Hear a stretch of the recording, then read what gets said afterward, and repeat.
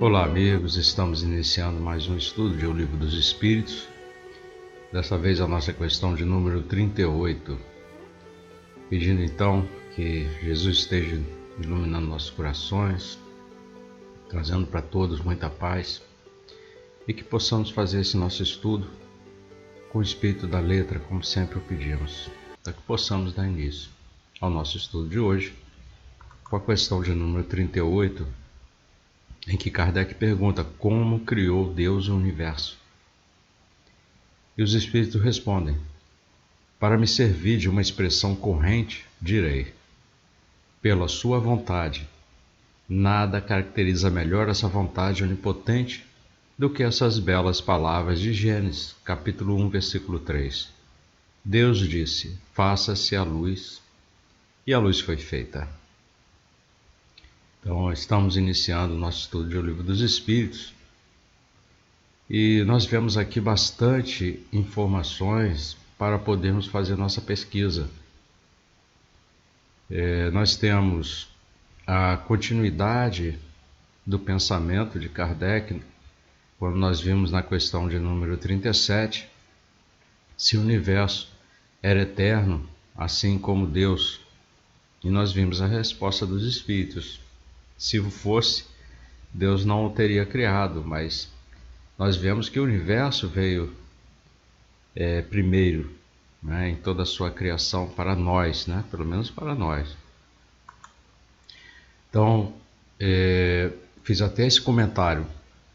Como vimos na questão anterior, o universo não existe desde a eternidade como Deus, mas remonta a Deus, porque para nós foi a sua primeira criação. E assim o universo nasceu criança. Nós temos atualmente os materialistas ainda atribuindo pela ciência o surgimento do universo pelo Big Bang. Nós comentamos até isso na questão passada, porque eles querem explicar sempre a origem do universo através do materialismo. Mas assim caminha a ciência. Mas nós veremos um dia isso tudo modificar. Que nós sabemos que a ciência, aos poucos, ela conseguirá penetrar nesse invisível do plano espiritual. Vai demorar um pouco, mas ela vai conseguir. Então, nós não temos dúvidas disso. Mas eles, dentro ainda do plano espiritual, acabam criando dúvidas para eles mesmos. Até mesmo com relação, eu comentei também na questão passada sobre o telescópio James Webb, que ele já detectou componentes além da barreira, né, do infinito, conforme eles acreditam existir, né, aquela parede, e que para muitos astrônomos essa deficiência da informação que eles atribuem ao telescópio pode estar mostrando que falta algo na física que ainda não permitiu que eles compreendessem essa formação do universo. Alguns já tentam incluir outras equações em diversas situações para tentar ajustar essa teoria do Big Bang para que ela funcione dentro dos parâmetros que os novos instrumentos estão captando, estão coletando e trazendo para dentro da ciência. Mas só que aí você também, se você está modificando uma teoria, ela está deixando de ser a mesma teoria, né, que antes regia essa construção toda aí do universo. E é por isso que vem o Espiritismo trazer a verdade, trazer que as leis são imutáveis. O que Deus criou dentro da perfeição divina permanece eternamente. Então, essas teorias, elas caminham por serem extintas pela própria evolução do pensamento humano, e um dia a ciência vai conseguir caminhar, detectar, quem sabe, esse fluido cósmico planetário, que é parte do fluido cósmico universal, começar a compreender e detectar essas diversas dimensões do plano espiritual. Isso com certeza vai acontecer, porque nós sabemos que tudo vem de lá para cá. Então nós podemos fazer uma análise filosófica espírita dessa questão e da resposta sobre essa criação do universo pela vontade de Deus, porque nós podemos fazer à luz da doutrina espírita, buscando harmonizar a fé e a razão, principalmente porque nós trabalhamos com a fé raciocinada. Então a vontade divina, eu separei aqui em alguns pontos que nós podemos encontrar na questão e na resposta. Primeiro, que a vontade divina, como princípio criador, ela pode ser vista dentro do Espiritismo, que Deus é a inteligência suprema, a causa primeira de todas as coisas. Então isso nós já sabemos pela questão de número 1, e fica mais fácil de nós entendermos essa vontade divina como o princípio criador de tudo. Então a ideia de que o universo foi criado pela vontade de Deus vai refletir sempre a onipotência divina, onde a criação não existe esforço físico ou material, conforme os cientistas tentam colocar, mas ocorre por meio de um ato de pura vontade. Essa concepção destaca a transcendência de Deus, que está muito além das limitações humanas. Então nós vemos esse abismo gigantesco entre nós e o divino, porque somos ainda muito atrasados e a maioria de nós ainda pelas ciências ainda está estacionado ainda nessas teorias que não chegam nem perto da verdade que o Espiritismo traz. Então a palavra como manifestação da vontade é outra observação que podemos ter dentro da resposta dos Espíritos, porque a frase faça-se a luz e a luz foi feita simboliza o poder criador da palavra divina. Então no contexto espírita a gente pode interpretar essa manifestação do pensamento e da vontade de Deus. Nós temos também junto com essa resposta uma expressão que pode ser vista como um convite para reflexão sobre o papel do pensamento e da vontade da criação e da transformação da realidade, tanto no plano espiritual quanto no plano material. Porque faça-se a luz, e a luz foi feita. O que representa a luz? O que representa esse verbo divino? E para nós, seres humanos, mesmo ainda atrasados, mas como espíritos, porque também somos co-criadores, nós temos o nosso pensamento determinando muitas funções e muitas manifestações na nossa vida, na nossa existência material, nessa encarnação. É claro que o nosso plano espiritual é a nossa verdadeira vida. O retorno para o plano espiritual será marcante de acordo com esse nosso pensamento, com aquilo que nós criamos para a nossa existência, para a nossa vida. Então essa palavra como manifestação da vontade, que Kardec já vem nos preparando, trazendo questões e respostas dos espíritos, para que possamos nos colocar assim dentro de um caminho de entendimento, de compreensão, que mais na frente vai nos ajudar muito, nos auxiliar muito, quando tivermos instruções de espíritos dentro do Evangelho, dentro da Gênesis, que é o último livro da codificação. Ali mesmo, quando nós analisarmos melhor o céu e o inferno. Mas antes disso, ele vem nos preparando com o livro dos Espíritos, questões e respostas, uma continuidade dentro do mediunismo, no livro dos médiuns, que vai nos auxiliar muito a compreensão dessas coisas até dentro dos ensinamentos de Jesus no Evangelho. Nós vamos caminhar todos para essa vivência com esse aprendizado dos exemplos que o Mestre deixou para todos nós aí na sua passagem aqui no planeta, quando encarnou. Então, outra coisa que a gente pode notar nessa questão, na resposta, é a luz como símbolo do conhecimento e evolução. Nós vemos no Espiritismo que a luz é frequentemente associada a conhecimento, à verdade, à evolução espiritual.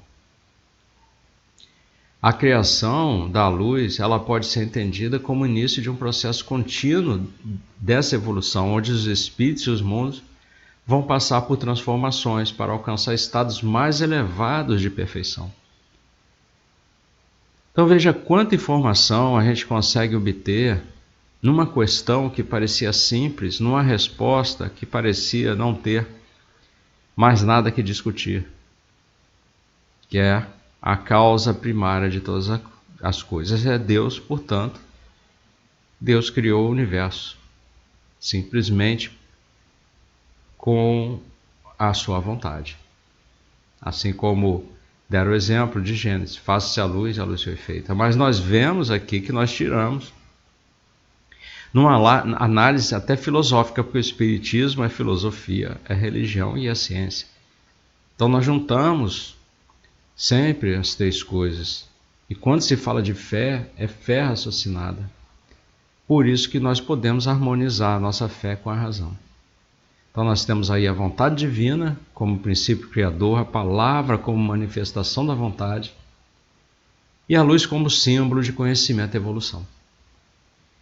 Eu pesquisei também, nós temos, é aquilo que eu já falei com vocês, nós temos diversos livros dentro da doutrina espírita, psicografias importantes de Chico Xavier, de Valdo, de Raul Teixeira, Ivone do Amaral Pereira, diversos espíritos. Temos também outros que estavam encarnados quando escreveram, né, que é o Leon Denis, importantíssimo. Nós temos aí muitos livros dele.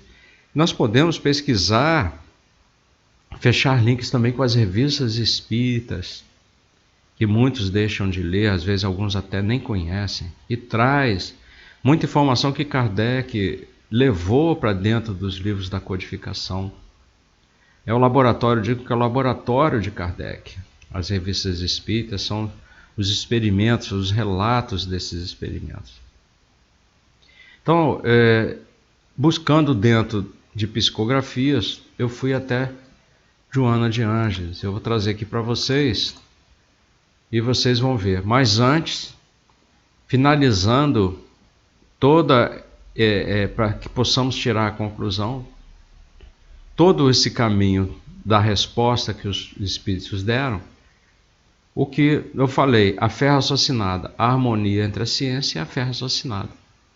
A gente fecha o entendimento dizendo que a doutrina espírita busca conciliar a visão espiritual da criação com as descobertas científicas. Lembra? Filosofia, religião e ciência. Então, a criação pela vontade divina não exclui processos evolutivos e naturais, mas integra todos eles como parte das leis divinas que regem o universo. É uma conclusão que a gente chega pela sequência de um raciocínio lógico dentro da filosofia espírita. Então, conforme eu prometi para vocês, eu estou trazendo aqui da Joana de Ângeles. Ela tem um livro chamado Estudos Espíritas e no capítulo 2 ela fala sobre o universo. Ela permite que a gente possa refletir sobre a grandeza de Deus e a nossa própria capacidade de criar e transformar, inspirados por essa vontade divina. Por isso nós somos co-criadores. E por isso devemos sim tomar muito cuidado com o que pensamos, porque o nosso pensamento atua direto na nossa existência, atua direto na nossa vida. Um outro livro importante, Pensamento e Vida, por Emmanuel, pelo Espírito de Emmanuel, também traz informações importantes com relação a essa questão de número 38. Vocês podem pesquisar lá também, tem alguns capítulos que vão trazer informações que vão podem até desenvolver mais esse estudo. Mas hoje nós vamos ficar somente com Joana de Ângeles, para não estender muito. Mas é bom vocês saberem que nós podemos sempre pesquisar e encontrar mais ensinamentos dentro, às vezes, de uma simples questão de O Livro dos Espíritos. Então a Joana, ela trata a ciência como caminho para a compreensão divina.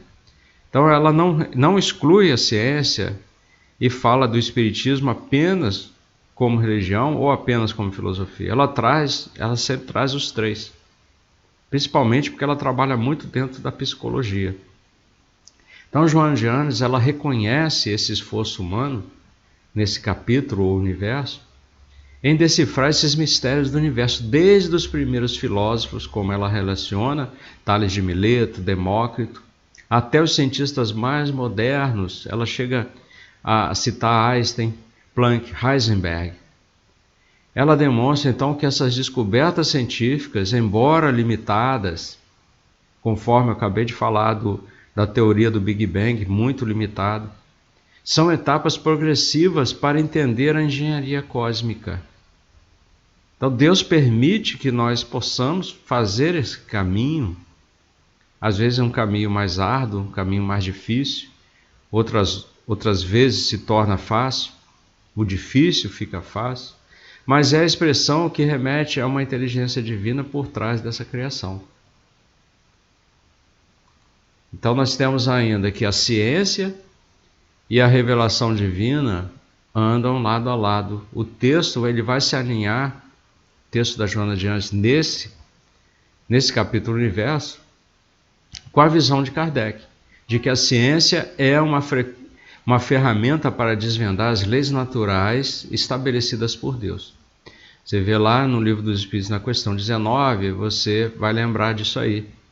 Mas afirma Kardec que há limites ao conhecimento humano enquanto imperfeito. Então veja que a Joana ainda cita o Livro dos Espíritos, uma questão para reforçar a presença da ciência na revelação divina. A humildade do saber. Olha, chegarmos para nós incorporarmos a humildade, nós precisamos nos transformar muito.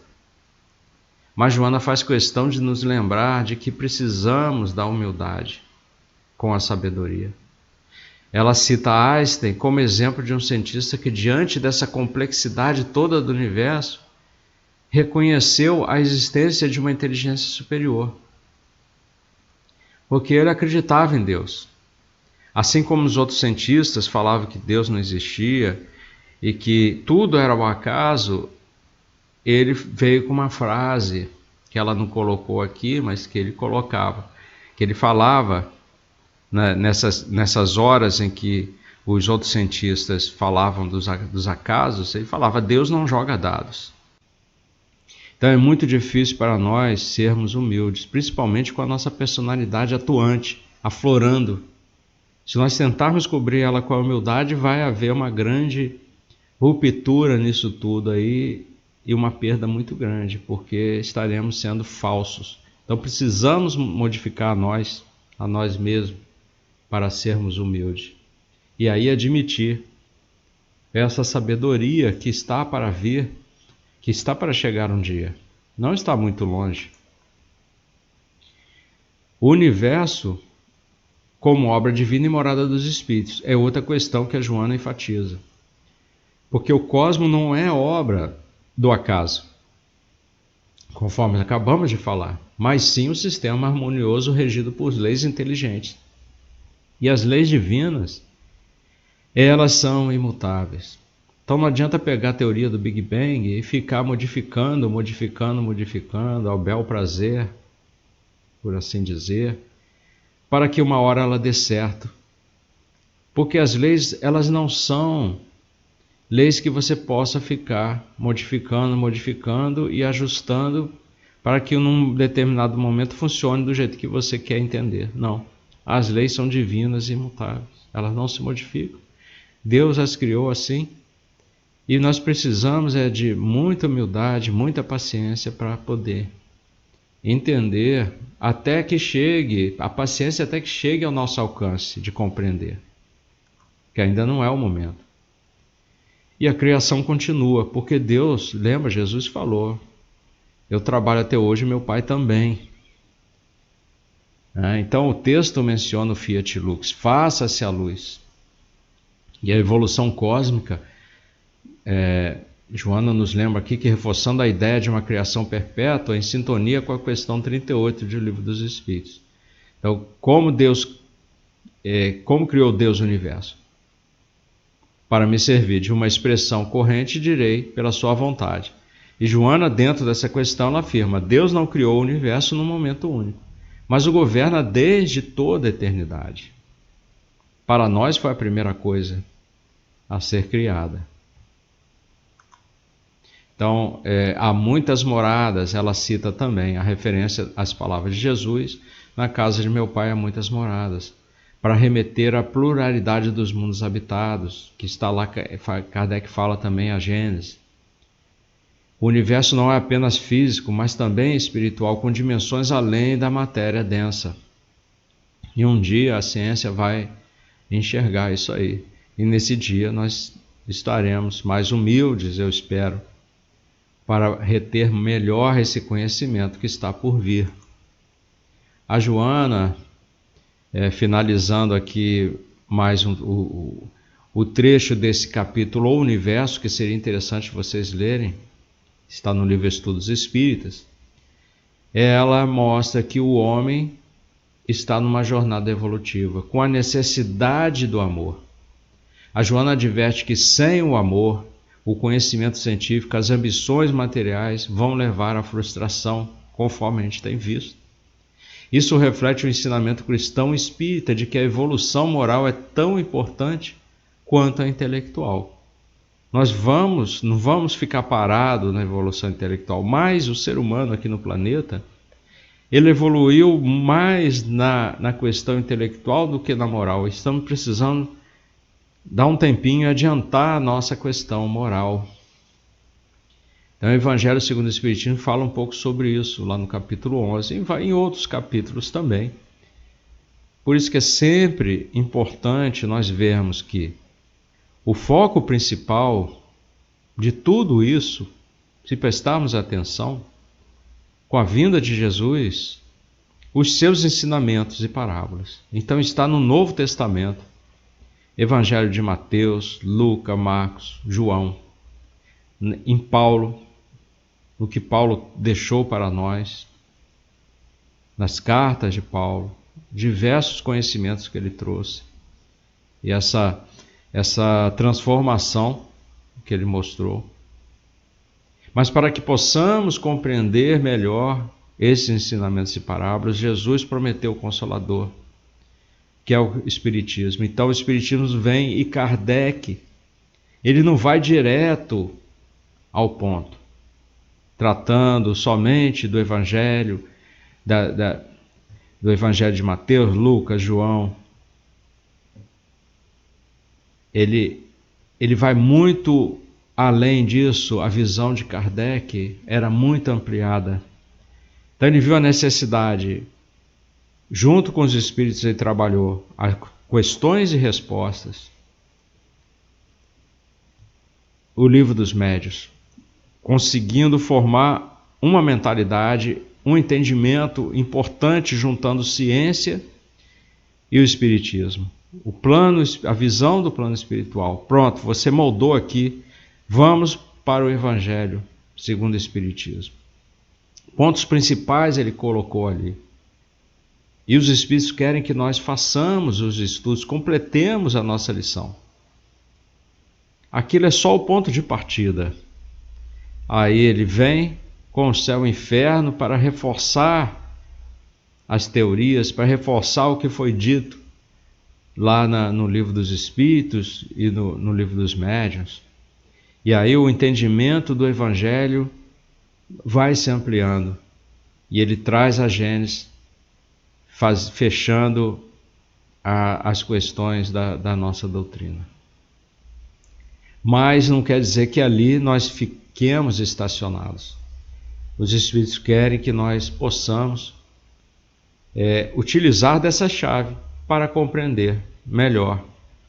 E aí trazem posteriormente alguns espíritos que trabalharam na codificação, Joana de Andes, Emmanuel e outros, com instruções dos espíritos. Emmanuel praticamente traz quase todo o Evangelho. Nós temos aí já selecionado livros da Federação que separaram essas análises de Emmanuel, colocando Evangelho por Emmanuel, Evangelho de Mateus, Marcos, Lucas, João, tudo por Emmanuel, Carta de Paulo, o trabalho todo escrito, comentado pelo Espírito de Emmanuel. Então, já com conhecimento da codificação espírita, Emmanuel já traz para nós o entendimento dos evangelhos, dos ensinamentos de Jesus, a mediunidade com Jesus. Joana traz muita informação. Esses estudos espíritas também, a Joana também tem muitas referências ao Evangelho, conforme ela colocou aqui. Então, o autoconhecimento como chave. Antes de compreender plenamente o universo, o homem deve mergulhar em si mesmo, depurar-se, viver os princípios do Evangelho. Essa ideia está alinhada com a noção espírita de que o progresso espiritual precede a plena compreensão das leis divinas. Então, mergulhar em si mesmo, depurar-se, viver os princípios do Evangelho. Jesus é o nosso modelo e guia. E o que ele ensinou? O Evangelho. Onde nós vamos achar? Lá no Novo Testamento. Mas como vamos interpretar e conhecer? Com a chave, com o Livro dos Espíritos, o Livro dos Médiuns. O Evangelho segundo o Espiritismo, o Céu e o Inferno, a Gênesis. As revistas espíritas, os livros psicografados que temos hoje. E são muitos, muitos mesmo.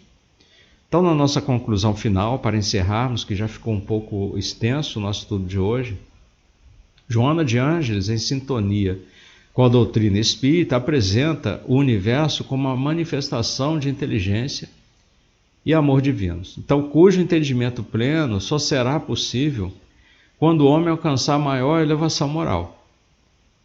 Então está um pouquinho distante, mas não muito distante, porque já estamos indo para o rumo do mundo da regeneração.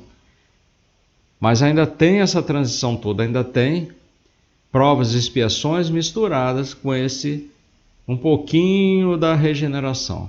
Então a ciência, embora essencial, é apenas um degrau nessa jornada. O verdadeiro sentido da existência está na conexão entre o microcosmo, que somos nós, o ser humano, e o macrocosmo, que é o universo espiritual, que é muito amplo. São diversas camadas. Para quem não compreende dimensões, vamos pensar em camadas. Então, ambos regidos pelas mesmas leis de causa e efeito, progresso e amor, porque são leis divinas, criadas por Deus, são imutáveis, principalmente a lei de amor. Por isso que Jesus é o amor, Jesus é a salvação, é todo amor. Então, para finalizarmos, lembramos a questão 38 que estamos discutindo, como criou Deus o universo. Para me servir de uma expressão corrente, direi: pela sua vontade, nada caracteriza melhor essa vontade onipotente do que essas belas palavras de Gênesis, capítulo 1, versículo 3. Deus disse: faça-se a luz, e a luz foi feita. Então, meus irmãos, agradecemos aqui a presença de todos que assistiram, que participem, colocando suas questões, observações, se não quiserem, mas não deixem de fazer a pesquisa nas referências, principalmente nesse livro de Joana de Ângeles, que é Estudos Espíritas. E me desculpem caso eu tenha falado algo errado, que às vezes na empolgação aqui eu ainda sou humano em provas e expiações também. Cometo muitos erros, estou aprendendo com todos vocês. Então, eu peço aqui, mais uma vez, que Deus esteja iluminando nossos corações, que traga muita paz, muito amor para todos, não deixem de estudar, de fazer suas anotações, suas pesquisas dentro da doutrina e de livros espíritas confiáveis. Procurem saber se o livro é da Federação ou de alguma editora, como da Editora Leal, ali do nosso amigo Divaldo, para que possamos confiar nas psicografias. Procuremos espíritos conhecidos. Ainda temos muito que ler dos livros de Chico e de Divaldo, e de Raul Teixeira, de Ivone. Nossa, temos muita coisa para ler nessa existência.